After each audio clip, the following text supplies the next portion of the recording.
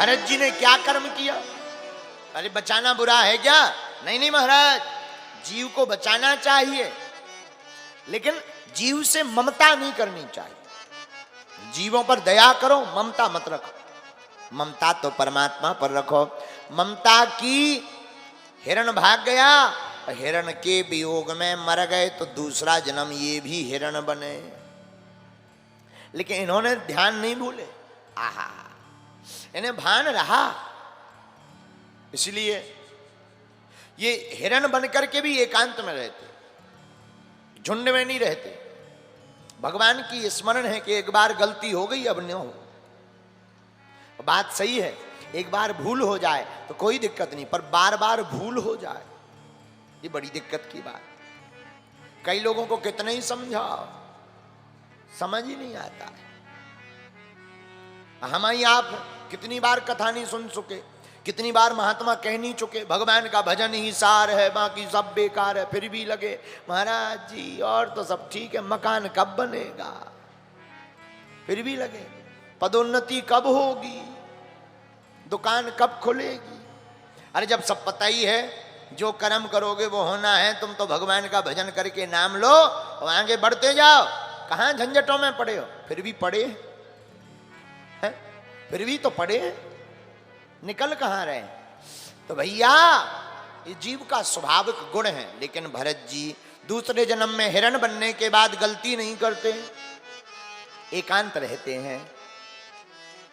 एक बार जंगल में आग लगी, आग में सब जानवर भाग गए, हिरण बने हुए भरत जी नहीं भागे।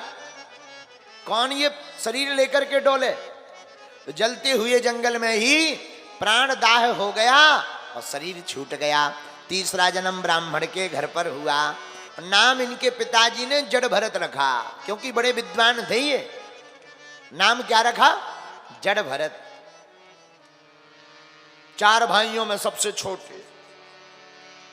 पिताजी कहें रामायण पढ़ो, इन्हें आती तो थी लेकिन उल्टी पढ़ देते। पिताजी कहें गायत्री मंत्र पढ़ो, उल्टा पढ़ दे। किसी ने इनके कान में कहा कि भाई तुम तो सब जानते हो, बड़े ज्ञानी हो, बड़े ध्यानी हो, उल्टा क्यों पढ़ते हो? जड़ भरत जी बोले आज अगर हमने गायत्री मंत्र सीधा पढ़ दिया, पिताजी कहेंगे रामायण पढ़ो। रामायण सीधी पढ़ दी, फिर कहेंगे भागवत पढ़ो, फिर कर्म कांड करवाएंगे, फिर शादी करवा देंगे, फिर लफड़े में फंस जाएंगे। बोलो सीताराम। बोले जानते तो सब, इसीलिए सब काम उल्टा करते। एक दिन पिताजी का प्राणांत हो गया।